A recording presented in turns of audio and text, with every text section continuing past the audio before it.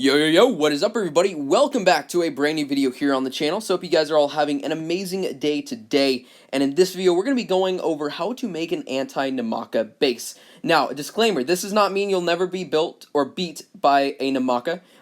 These are just some suggestions or some tips that I would give to people who are getting pretty annoyed at being wiped out by Namaka, which is something that I definitely have been getting frustrated by recently.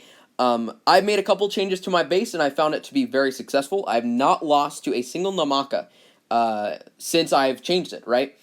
Now, I will say that's with me defending. If only one person other than me is defending, or sorry, if only one person, and it's not me, and it's another player, because of the limited super shots I get, it's kind of like a Russian roulette as far as will the actual base uphold or not. But if I'm defending, not a single Namaka has gotten through it so far. So, anyways, hope this helped you guys out, or will help you guys out. Leave a like down below, and let me know down in the comment section if you have any other suggestions or thoughts on this strategy.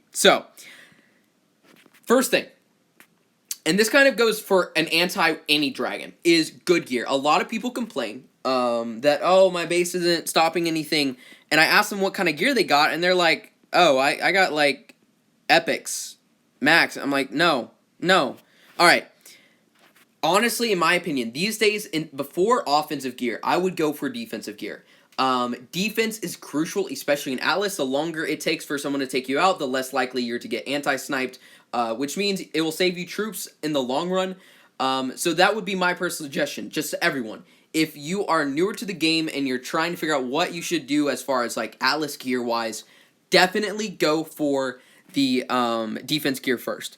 Get it leveled up, get it maxed out, go for elites. Don't level up like epics or rares, even legendaries at this point. Really just focus on elites, and that's really the main thing. So get your defense gear up. Primarily HP, and especially for dragons like Namaka, HP is crucial because of his like free spell and his AoE damage. If your towers can't tank, you're screwed. So you have to be able to survive at least 3 hits, 3 main hits, in order for this tactic to work. Otherwise, you'll get wiped out. So, here is the biggest thing. That is the Earth Flak. Earth Flaks or Storms are what really screws over Namakas, because Namakas really rely on that final freeze, okay? The heavy damage AoE spell that is their, like, Invoker type spell, right? They really rely on that, and that like super duper damage that the final shot deals. Then you immediately use the white spell, which gives you another 4 ammo to get that other AoE. So what a lot of people will do, let's say we don't have a storm or an ice flak, sorry, a storm or an earth flak, people can just spam Namaka twice using all 8, quote unquote, all 8 of his ammo, because 4 the first time, then use the white spell, which also deals damage, by the way, and then it regains your Invoker ammo immediately. So that is 8 shots plus those 2 AoE damage, right? And that is almost enough to one-shot an entire island, regardless of what gear you have, right? As long as the dragon that's attacking you is relative to your own level. So in my case, that would be like Abyssal Namakas, because my base is relative to Abyssal Namakas. If a Harbinger base, for example, hit like a level 100, obviously this tactic will be useless. But anyways, that is the biggest issue. That is why Namaka really screws over a lot of players. However, Namaka can be countered very effectively with an Earth Flak or a Storm Tower. Because of their shield, it will basically make sure that those 4 or 8 shots that they use is obsolete. Even if they target the Earth Flak, as long as your Earth Flak is high enough and has good enough gear, and it survives the first 4 shots, that the shield will remain up for even the second round of the Invoker shots, right? And that is huge, because what they've just done is wasted 8 of their shots, which for Invokers, because you only have 4 and there's a cooldown in between sets of ammo, that is horrible, right? Because they are stuck there for like 2 or 3 seconds, in which time you have enough time to rage drain them, because after your towers are unfrozen and they're out of the white spell that dodges everything, you can rage drain them, which makes it to where they're basically useless.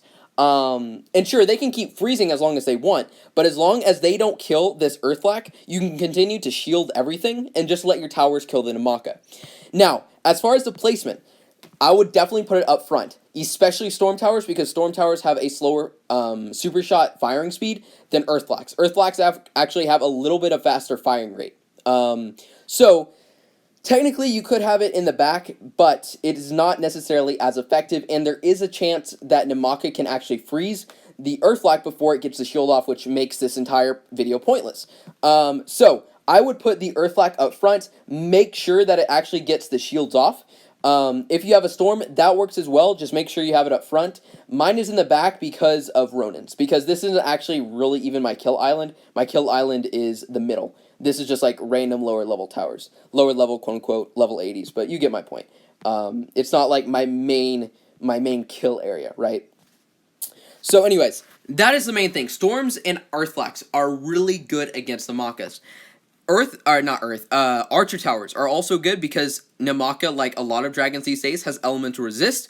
Archers are not elemental, and they do insane amounts of damage. I saw a Namaka just get absolutely destroyed by an archer. One of my friends has like a level 90 archer with really good runes, and man, it took like half of its health down. I was like, bruh, that's insane.